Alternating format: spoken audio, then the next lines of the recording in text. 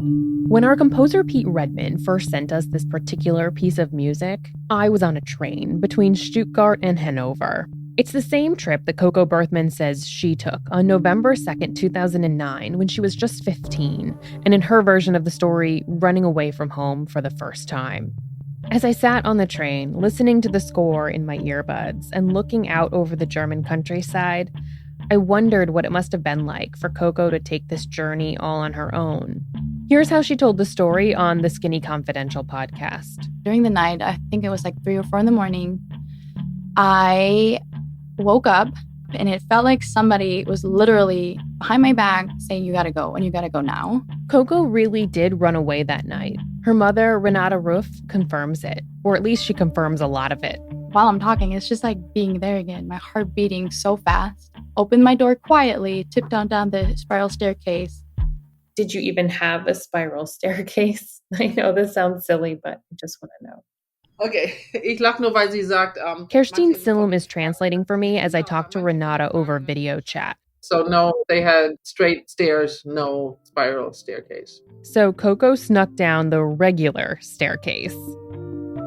Put in my iPod and put on Celine Dion's Taking Stances song, opened the front door, and I just ran. And I ran as fast as I could. I didn't feel my legs, only felt the cold air in my face and the music playing. For the record, Renata says there was no reason for Coco to escape in the middle of the night. She had permission to leave home that day. She had packed her suitcase and told me she had to go to a friend from school to Bad Urach, which is about 30 kilometers away from Filderstadt. This is actually Kerstin reading the English translation of Renata's interview, but we used an AI to alter her voice so it's not confusing. She told me the friend has cancer and is in the hospital. No, she said the friend was in the hospital, but that day would be released home for a treatment break, and that she wanted to visit her, and I believed her 100%. But Coco did not go to see a friend. Instead, she went to Hanover. There I am at age 50, never been traveling alone, and I had to change my train in Frankfurt main station. If you've ever been in Germany to any train station, especially that one, you know it's madness. It's big, it's chaotic, it's so many people. I've been to a few German train stations before, and if anything, my experience was that Germany was way more organized than other places I'd been. But I'd never actually been to this particular station, so I decided to book my flight through Frankfurt and check it out for myself. Okay, so I've arrived at the Frankfurt train station. It is a busy train station. I mean, this is a major city, but it's not madness. It's not chaotic. It's a train station.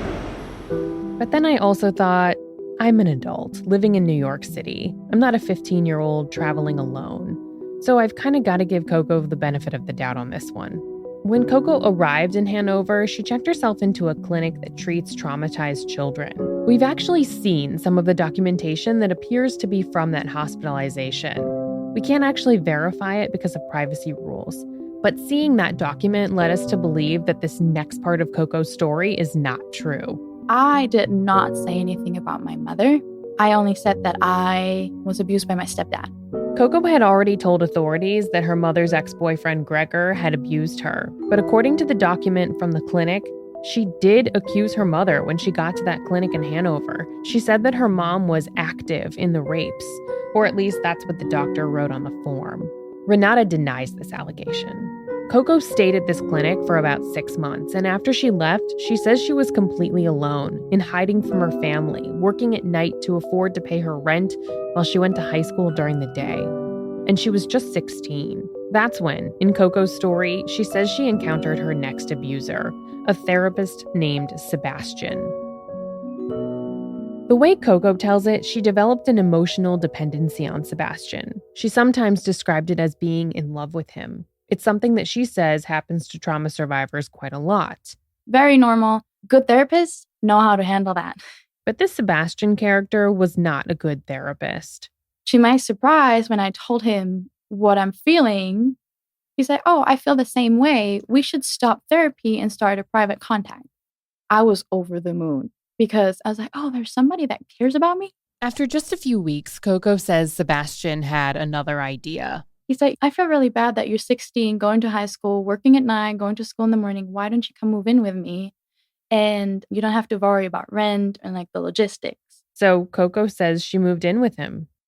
Publicly, when she tells this story, she says that she did not ever want a romantic relationship with Sebastian.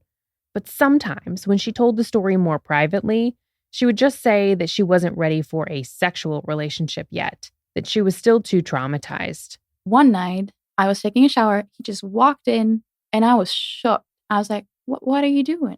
That was the night when he started abusing me for the next 2 years. Coco says that Sebastian would lock her in the basement for weeks and months at a time. She says he took her childhood abuse to the next level. But after 2 years, she says she escaped and told the police what Sebastian had done. Here she is on the podcast, Consider Before Consuming. They went into his apartment, found out that he had another apartment with another woman held captive, arrested him, and he was charged not guilty by insanity. So he wasn't convicted? Well, he's in a mental hospital. These details are really important because with them, we should be able to find proof of Coco's story. If a therapist had been tried and sentenced for kidnapping 2 women, sexually abusing them, locking them in 2 separate basements, it would have made the news. There would have been newspaper and TV reports, plus court records. There would have been a lot of evidence to corroborate Coco's story. But we looked, and we found no such evidence.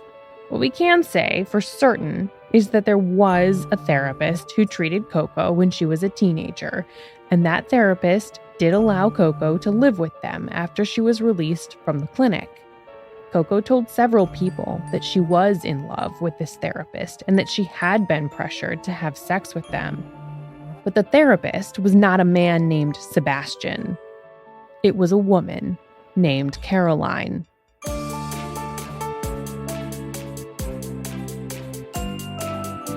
I'm Sarah Gannam, and this is Believable, the Coco Berthmann story. Episode 7, No Drama Mama.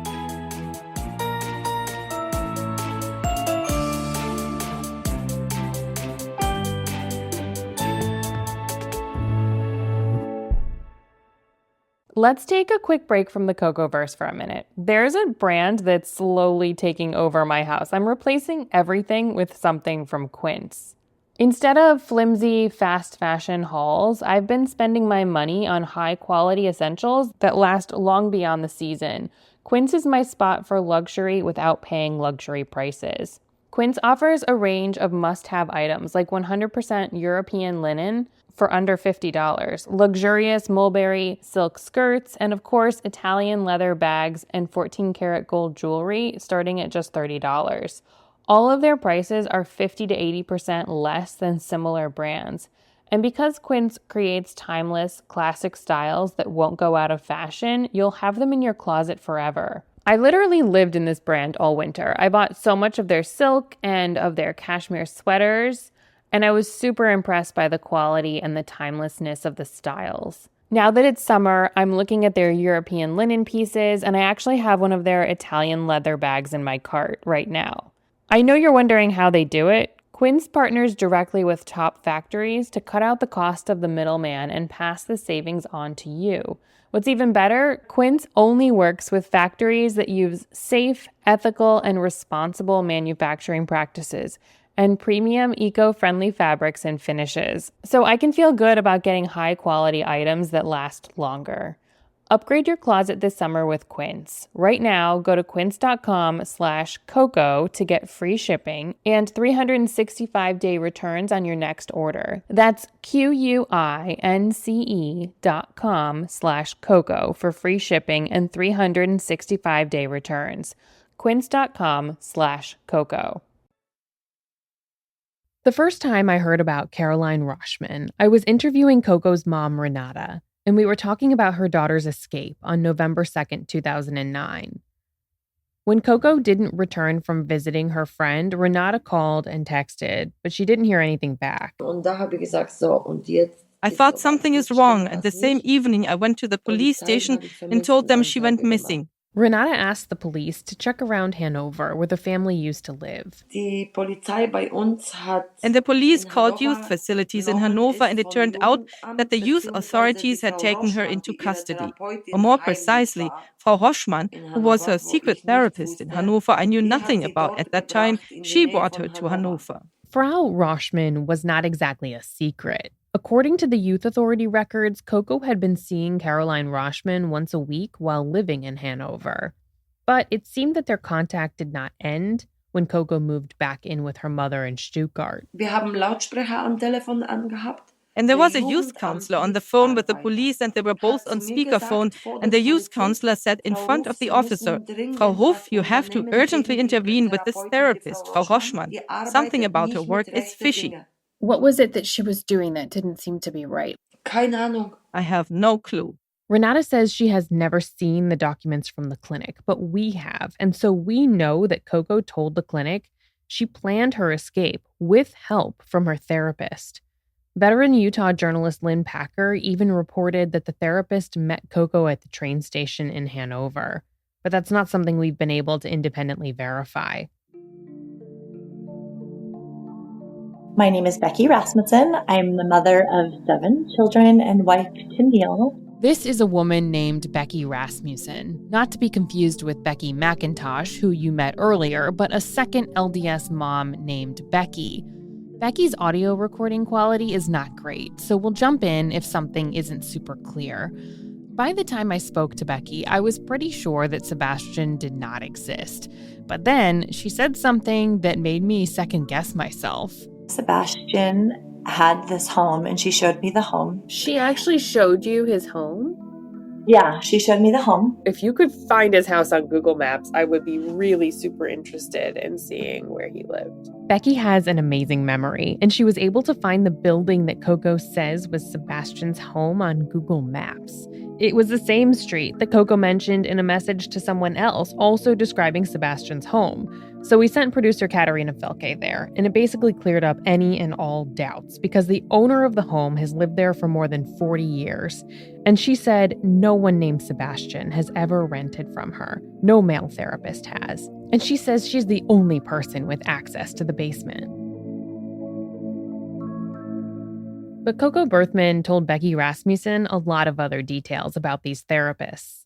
So the first therapist that she met with was a woman, and she was at first kind to her, so she brought her home and she lived with that woman for a few months. Her name was Caroline Roschmann. It was like the first time she'd had a mom, and they were so tight. Like they had this wonderful mother-daughter relationship that was so healing for her after having a mother that sex trafficked her. And then that woman started dating someone and she got engaged. And then suddenly she didn't want to have a daughter anymore.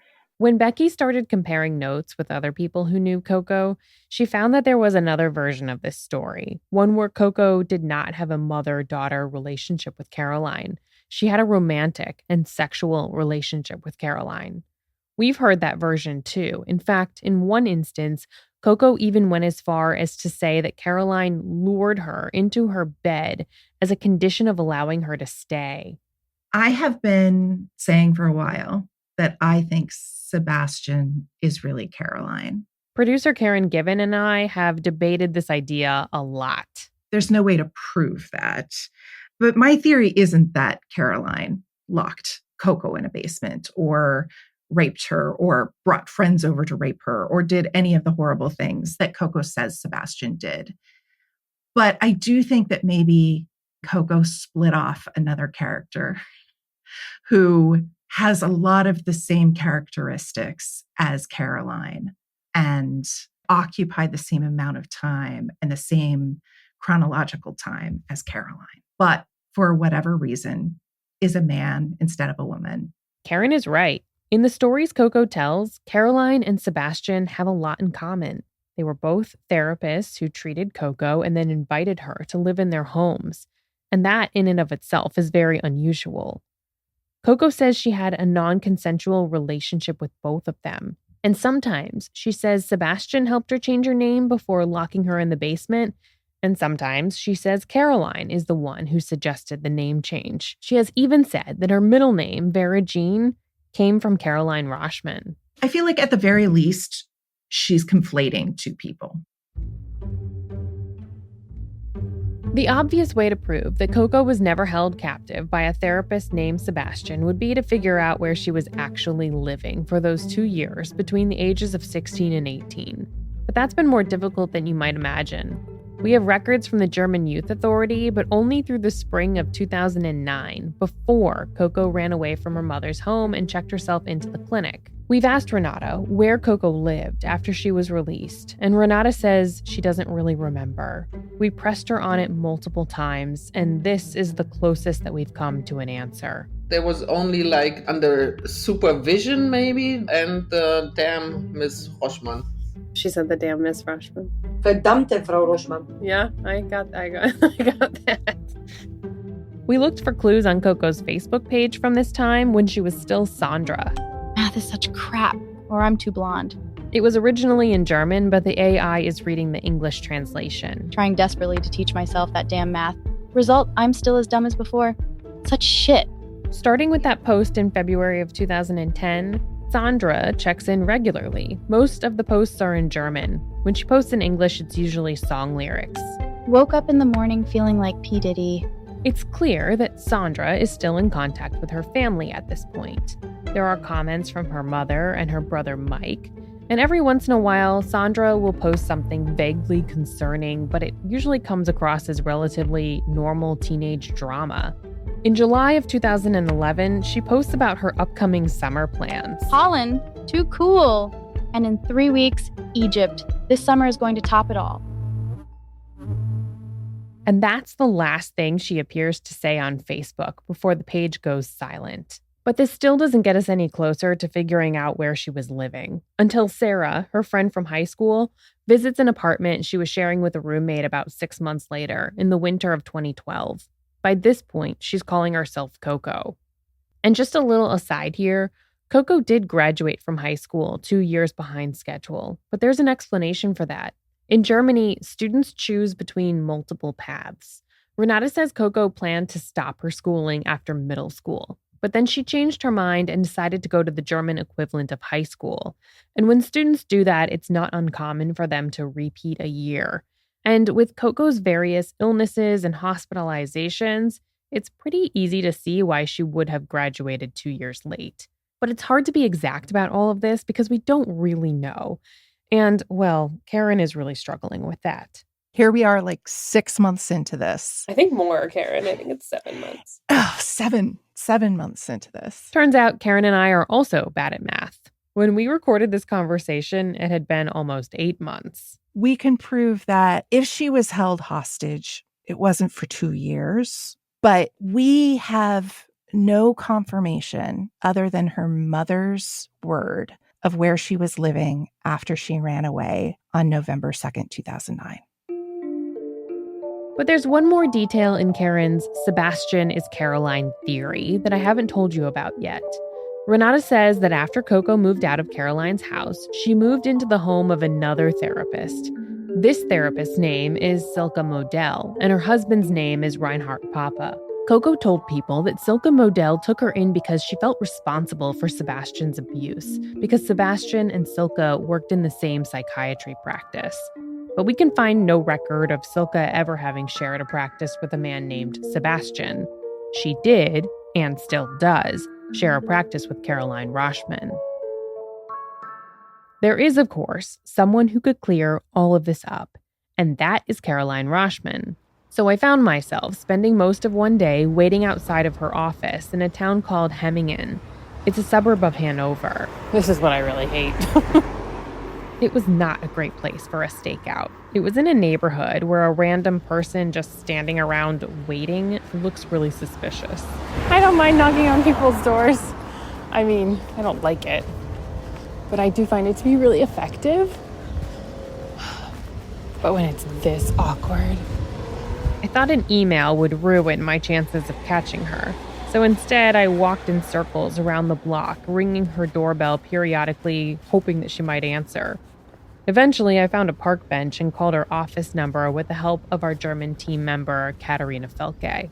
Can I loop you in and we can call her together? Sure. We got Rashman's secretary on the line, and I told her I was there, hoping to talk to Caroline, but Caroline never called back.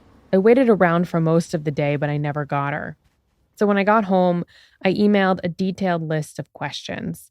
But still, we have not heard back in any way. But even without actually speaking to Caroline, I did feel like I got a few answers. And it came when I went to her second office in another part of town. The office that Caroline Rashman still shares with Silke Modell. I didn't record it because German laws require that you get permission first, but I called Karen immediately afterward and told her what happened. Hey, Sarah. Hey, how's it going? It's good. How are you? If Karen sounds a little sleepy, it's because she was still in bed when I called. Would you want me to call you back in 5 minutes? I'm just kidding. Let me lead with good news. I just talked to Silke Modell. No. Yes. Really? So she did not want to talk to me. And it was a very short conversation, but she said enough, way enough. Silke answered the door, and even though she had a patient waiting in the room behind her, we stood there doing this awkward doorway dance that sometimes happens when reporters knock on doors unannounced. She clearly was not interested in chatting, and every time she inched the door shut, I threw just another question in to try to get her to stay. As soon as I said Coco, she was like, Caroline's not going to want to talk to you. And I said, oh, are you Silke Modell by chance? And she's like, yes. And I said, well, then you knew Coco too. And she's like, we don't want to talk about it. Silke Modell was very polite during our little exchange, but it was also so clear that she really wanted me to go. So I jumped right into the big questions. I said, do you believe her story? Do you believe that she was trafficked? And Silke said, yes.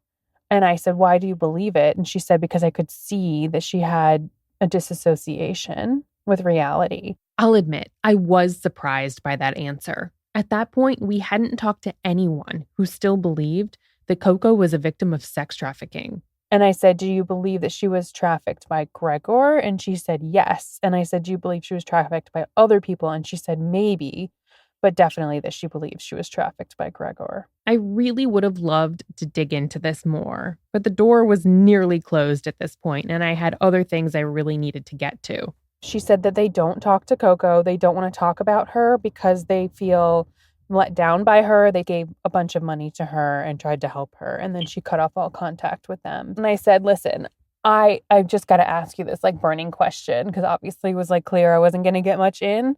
And I said, right. I just need to understand this. How is it okay for Caroline to live with Coco when she was her patient? And she said, well, it was after she was her patient. I said, oh, that makes it okay. And she said, yeah, then it's fine. But is it? Because we know that Caroline Rashman started treating Coco when she was a minor, just 15. And now we have confirmation that at some point, Coco did live with her. And while we can't know exactly when Coco moved in with Caroline or how long she stayed, it does all seem, to use Renata's words, a little fishy. But I wanted to run this all by someone professional, plus someone who would understand this from a German perspective. So we called Sabine Mauer. She's a psychotherapist who specializes in treating children and adolescents. She's based in Western Germany in the state of Rhineland-Pfalz, and she's particularly knowledgeable about the ethics of this work because she's the head of the Chamber of Psychotherapists. Does anyone understand what that is? No, can you tell us? Thank you.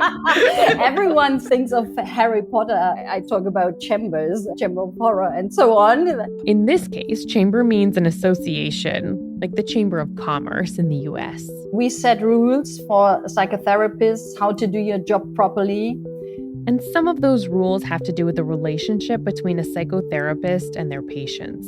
The main principle when it comes to patient-therapist relationship is called abstinence requirement. We are not allowed to have any private contacts with patients.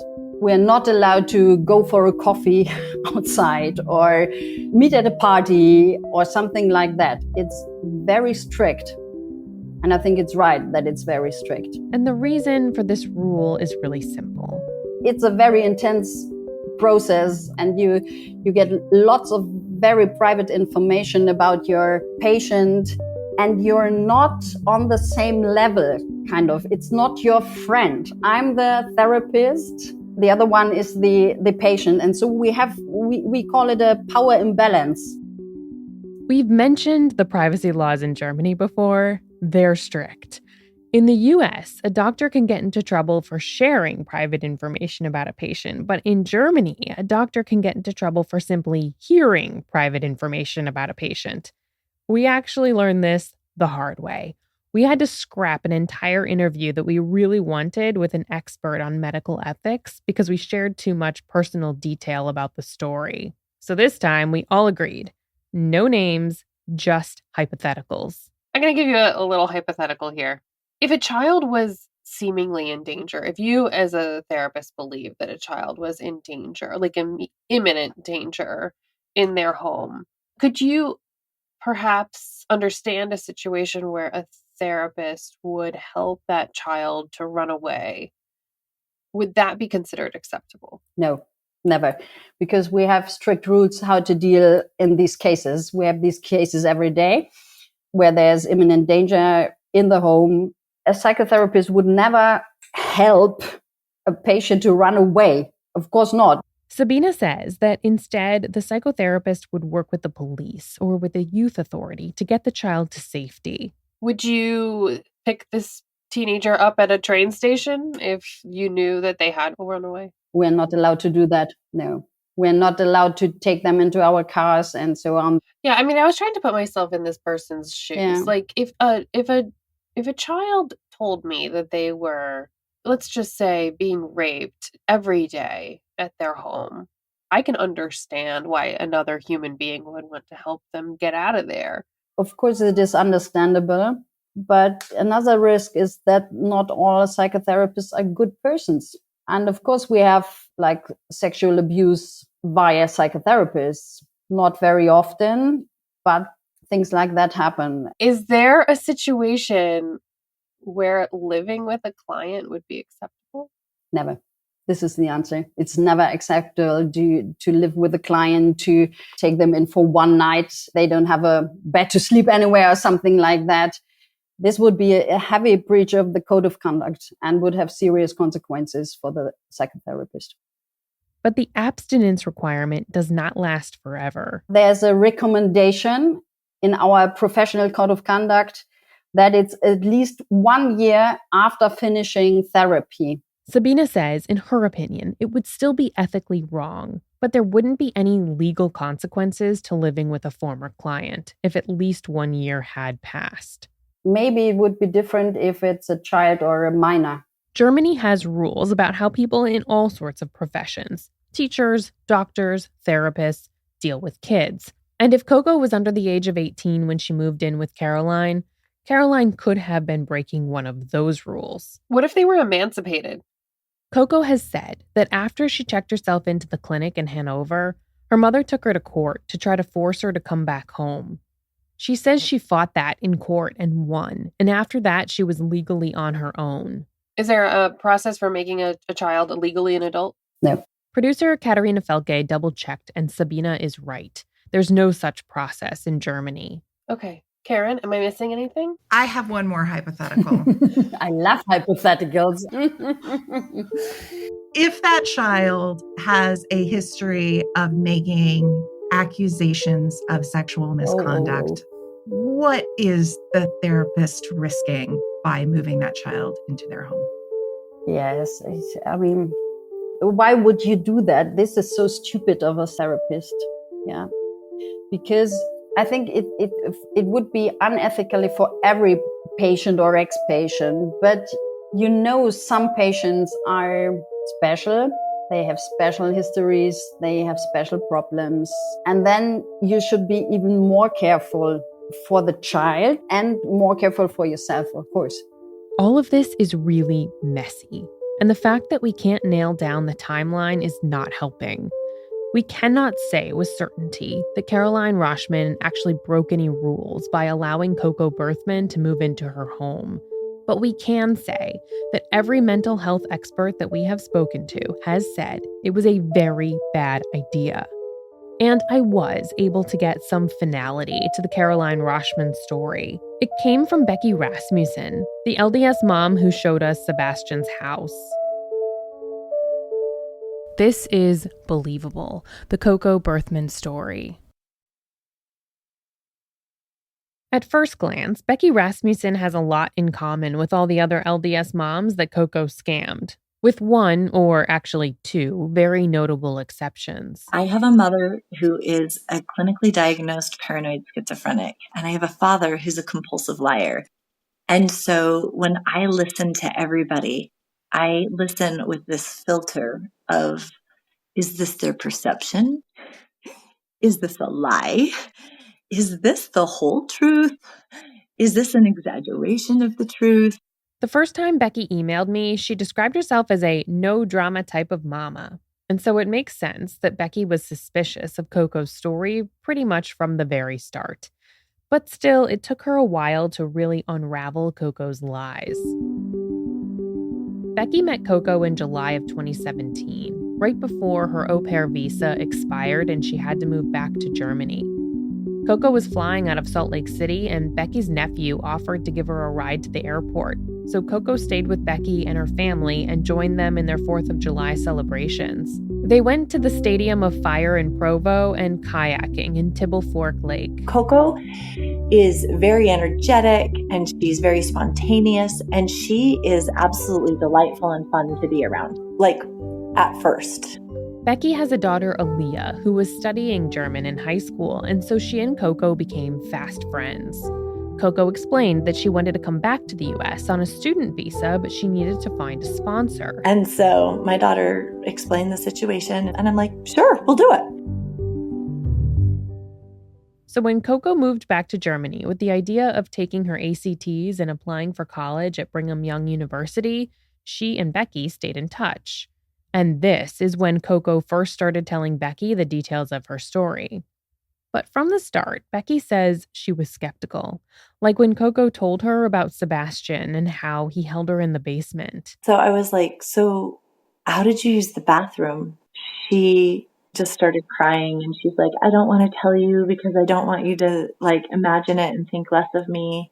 She talked about how the scars all over her body and her legs and whatever were so bad she could never wear shorts. And I was like, Coco, you were wearing a swimming suit at Tibble Fork Lake, and I saw your legs, and there weren't any scars. We were FaceTiming at the time, and she was like, her whole face stopped, she's like, well, they're getting better. At first, Becky says she was just checking in with Coco every month or so to make sure that her application to BYU was still on track. But Coco was falling behind. So then she started saying, it's just that I've been really sick. And she started sending me photos of her back or her ribs being really anorexic and emaciated. And it looked so bad that I wasn't sure if they were images that she had downloaded online. Just a note here. Many of the people we talked to said that Coco really did seem to have an eating disorder. She would sometimes go a really long time without eating. Becky does not still have these photos that Coco sent her, but we have seen photos that Coco sent to someone else around the same time, and we ran a reverse image search on 2 of the photos, which proves that yes, these are images Coco downloaded off the internet. They're not actually photos of Coco. Becky didn't do that same reverse image search that we did, but she did email a woman at Coco's LDS ward in Hanover to find out if it was possible that this could be Coco. I can't tell if she's just doing this for attention or if this is really her. Can you verify for me that she's this thin? And the woman replied, she said, Coco sent these to you? That was the first thing. She was like, yeah, I actually feel like she does a lot of things for attention, and she doesn't look unhealthy. That December, Becky had planned on a vacation to take her daughter to see the Christmas markets in Germany, and she invited Coco along for part of the trip. I just told my daughter, I don't know how much of what she says is true and how much is for attention, And I need you to know that I'm not trying to be mean, unkind, or unsympathetic. I'm just trying to not encourage drama. Becky and Aaliyah met Coco in Berlin, and they all drove to her apartment in Hanover. That first morning, Coco had a big, impressive breakfast for them. Becky showed me a picture. It actually reminded me of the meal that Renata had waiting for me when I arrived. As soon as we were done eating breakfast, she brought in this folder or binder with a bunch of documents, and she was showing me what school she went to in Stuttgart and her grades, and that she'd been a good student. This was all part of Coco's application to BYU. And then she showed me her legal name change document. We have seen this document too. It shows that Coco's name was changed on June 20th, 2013, 6 months after she turned 19. But according to her story, Sebastian had had her name changed several years prior. And so I just pointed to it and I said, Coco, this doesn't line up with your time frame at all. And her whole face just looked stunned and she slammed the binder shut. That moment, I knew she's hiding something. I want to pause here for a moment because this name change document is also part of how we were able to debunk this Sebastian story. The earliest version of the Sebastian story, at least the earliest version that we've heard, is the one that Coco told an LDS church member back in 2017. P.S. Not sure if you're interested to know this. Today, November 22nd, marks 5 years of when I escaped that therapist and his basement. That would put Coco's escape in late November of 2012, and that lines up with the timing of her hospitalization and the age that she says she was when she escaped. But there's part of the story that does not line up. Coco says she was so desperate to get away from Sebastian that she attempted suicide, so she was in a coma for a week. And let me just tell you, waking up from a coma is not as pretty as we see in the movies. This is Coco's real voice again from the Skinny Confidential podcast. Coco says that after she woke up, the doctors and nurses were concerned that she was all alone, but they noticed her Celine Dion keychain and bought her Celine's latest album. Super cheesy part, but the very first song is called Love Me Back to Life, and I listened to it, and something happened, and once I was finished, I remember just pressing that red nurse button over and over again. And I said, I need to talk to the police, and I need to talk to them now. The problem is that album didn't come out until November 2013, a year after Coco says these nurses bought it for her. She later changed the story and said she escaped from Sebastian's basement the same month that the album came out. But that doesn't add up either, because she claims Sebastian helped her change her name before he took advantage of her. And with this timeline, she would have been petitioning the court while chained up in his basement. Becky says all she needed was to see the look on Coco's face when she was challenged, and that told her everything she needed to know about whether the story was true. That night, she had a fake seizure, and I just got up from the couch, threw a blanket over and said, "Good night, Coco," and I went to bed. This happened more than once. Coco would faint, Becky would ignore it. She actually sent us a couple of photos of Coco splayed out on the floor pretending to be unconscious. One time, we were driving down near the Rhine River, and Coco started having a fake seizure in the car. And so I woke up Aaliyah, and I'm like, "Aaliyah, it's singing time!" And we just started singing church songs really loud to overpower the obnoxious singing happening in the passenger seat. She was just grasping at straws, trying to get my attention. We're here with her, giving her all this attention, and she still just wants more. She can't get enough. At the end of the trip, Becky and Aaliyah were staying in an Airbnb in Berlin. They had an early morning flight the next day, and Coco was returning to Hanover by train. We dropped her off at the train station, and she just looked miserably sad. You could tell it really upset her that Aaliyah and I were going to be together, and she was going off alone. Becky didn't have cell service in Germany, so she didn't hear from Coco again until she was back on Wi-Fi. She had sent several messages saying that she was freezing because it was so cold on the train, and she had a nice heavy coat. We'd been outdoors all day, and I'm like, "I'm sorry, button up your coat. we're not really in a position to help you, and it won't be that long till you're in Hanover. When the freezing cold train car didn't grab Becky's attention, Coco upped the stakes. She started saying somebody was chasing her through the train cars. Her mother had sent somebody to try to kidnap her. I knew at this point that she was a compulsive liar, but I didn't know if that was a symptom of this really terrible past. My biological father was beaten brutally by his mother, and he's a compulsive liar. And it comes from a place of being so insecure with who he Becky's really audio is gets and really feeling bad here, so I'm going to paraphrase it for you. She says that her father lies because he's insecure. He wants to be extraordinary, but he's not. So he tells ridiculous stories that no one believes. And he just won't stop. So I recognized that about her, but I didn't know if something really had happened because there's no family figures around her. In fact, the only support Coco had, as near as Becky could tell, was a man that Coco called Roger. It didn't take us long to figure out that his name was actually Reinhardt. He's the ex-husband of Silke Modell. According to texts that Coco sent her mom, Reinhardt and Silke broke up while Coco was in Las Vegas, and when she returned to Germany, Coco lived in an apartment owned by Reinhardt.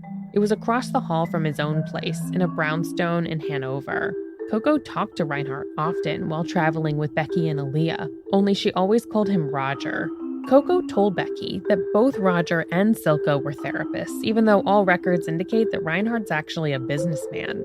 But it is true that they were the only visible support for Coco at this time, and it was clear they believed her story, which made Becky more inclined to believe that something about it must be true. It lended a credibility to something happened to her here. But as Becky and her daughter made their way back home to Utah, Coco's lies kept coming. And we're like literally trying to board our flight.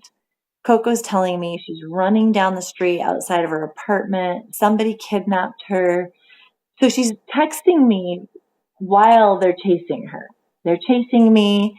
I'm like, go to the police. And she's like, they've caught me. Like, what kidnapper lets you keep your phone?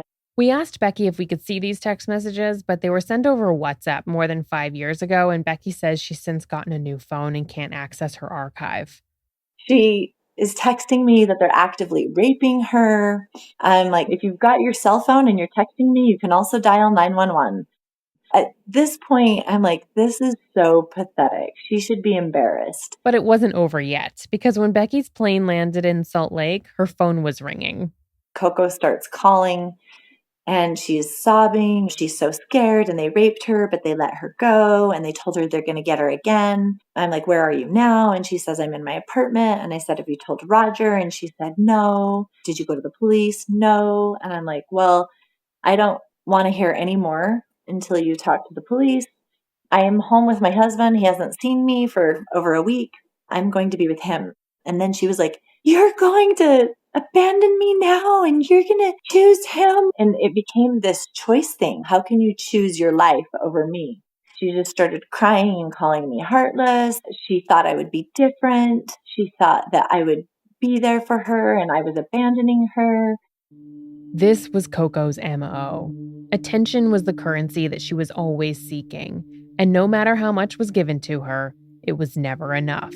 To this day, whatever Coco's after, I don't believe it's money. I 100% believe she has two main objectives. One of them is to be famous.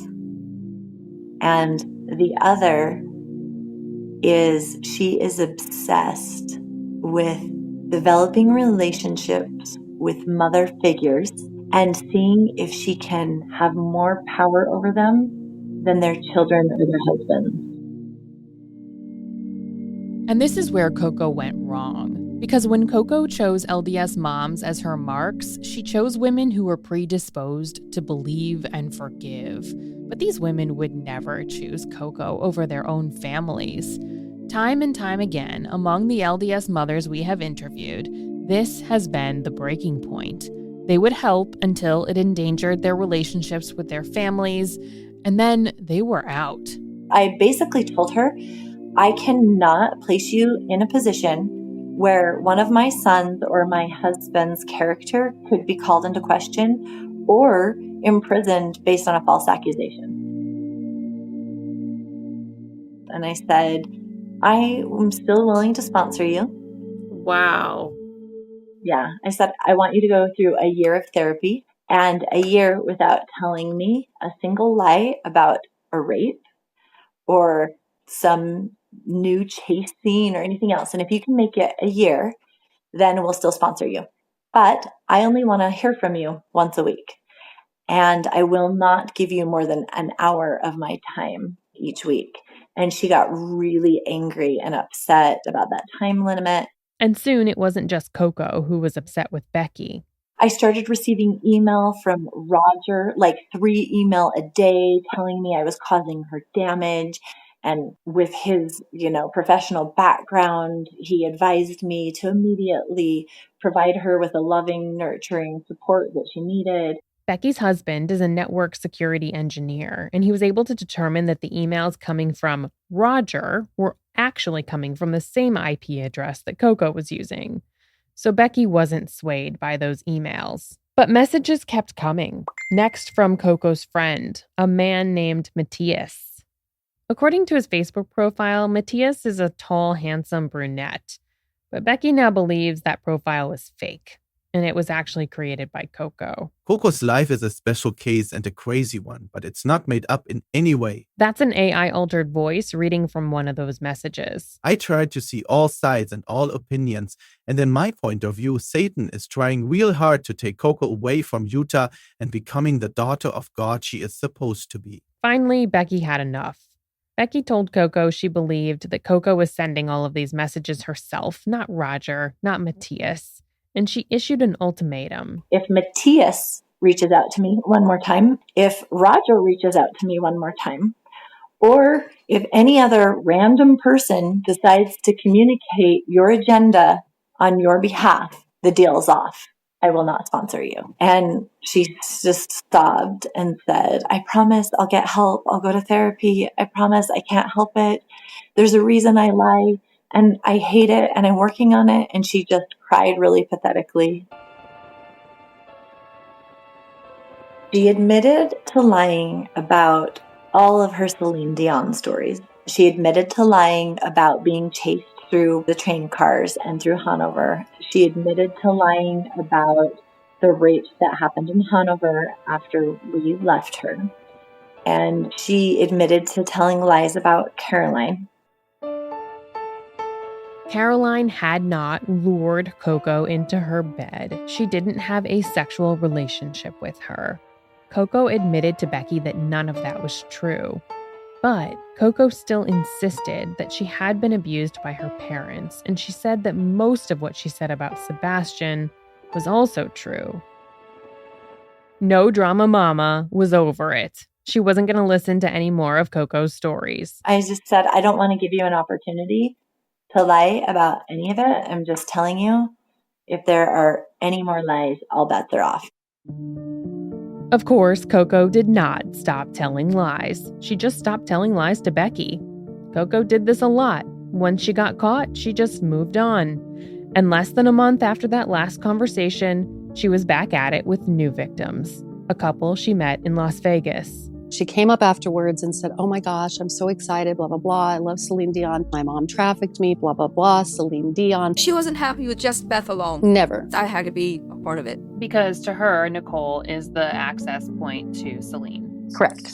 Yeah. That's next time on Believable, the Coco Berthmann story.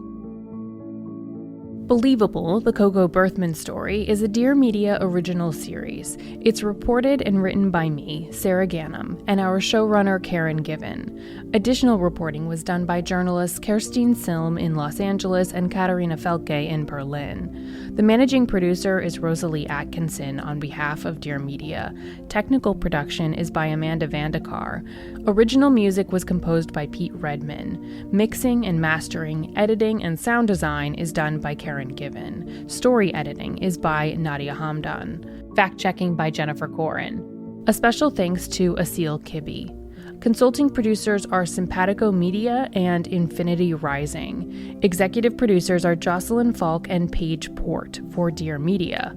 And finally, we know this podcast hits on a lot of difficult topics. If you or someone you know is struggling, see our show notes for a list of resources.